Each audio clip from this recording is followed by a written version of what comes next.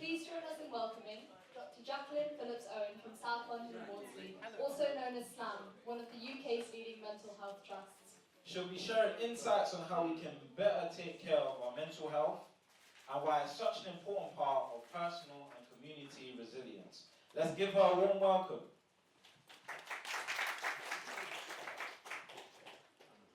Hello. Hi, my name's Jackie. My patients call me Dr. Jackie. And I work at the King's Maudsley Partnership. I'm also a consultant psychiatrist for children and young people in Croydon. So Croydon had a mention earlier. Anyone from Croydon here? Yay! Okay, excellent. So I have an interesting job because I'm only in Croydon half the week, and the other half of the week I'm known as the school's mental health innovation lead at King's Maudsley Partnership. King's Maudsley Partnership is a building, but it's also a lot more than a building, because we decided that when we opened the biggest centre in Europe for children and young people's mental health, it shouldn't just be about research and about people sitting in clinic rooms, it should be about bringing in the community.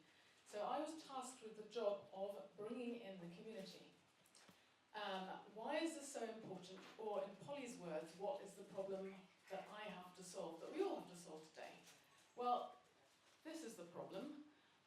You can see from these graphs that over the course of the last 8 years or so, since we started doing national surveys of children's mental health in 2017, things have got worse. So you should be able to see from that graph that between 2017 and 2023 there's been a substantial rise in the percentage of children and young people who have what we call probable mental disorder, such that 1 in 5 of 8 to 16-year-olds and 1 in 4 of 7 to 19-year-olds are thought to have a mental disorder. Why is this important? Well, we all know why it's important. It's why we're here today. It's linked to things that get in the way of young people progressing in their lives, beyond the fact that it makes you feel terrible. So things like persistent absence at school, poor attainment, exclusions, all of those things that get in the way of you progressing. So how did I try to solve the problem? I'm not pretending I can solve the problem, it's much bigger than me, but this is my little attempt to try and solve what I see as the problem. I have a team, we call ourselves the Maudsley Education Consultation Service. That's us, and Zoe over there is also part of the team.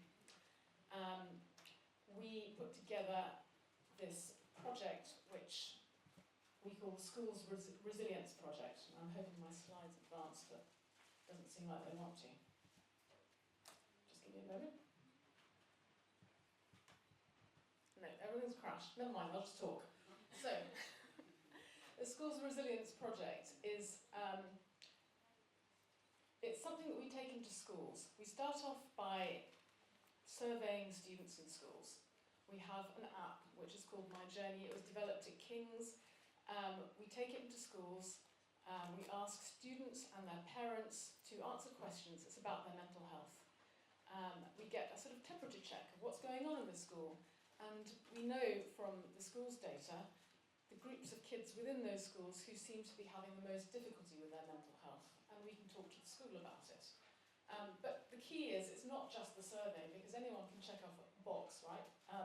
If my slides decided to behave, you'd see that in one secondary school, we were in, about 40% of children were saying that they had anxiety and low mood.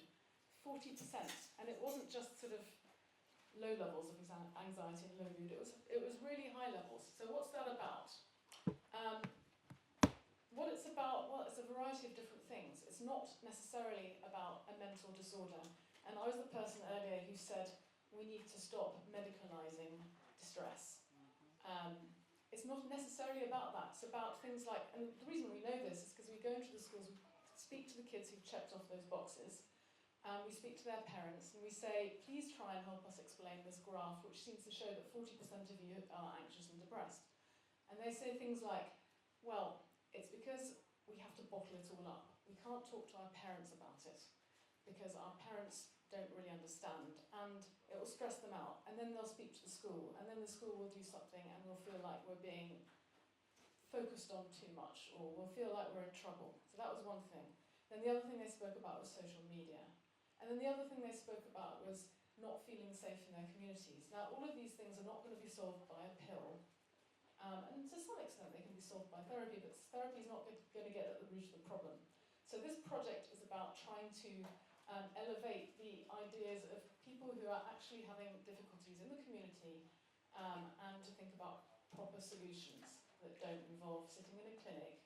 Well, that will help some people, but the vast majority of those 40% are not going to be helped by sitting in a clinic. So we did some work with some schools in Lewisham. Anyone from Lewisham here? Great, I'm from Lewisham too. And so we worked with some secondary schools and primary schools in Lewisham, and the work is still ongoing, and we're trying to expand. We've been funded by the Wolsey charity. We're hoping to do more. We have cards and leaflets, and you can watch the little movie that I can't make my computer show if you want, because we have a little QR code that will get you there. Thank you very much. And thanks for inviting me.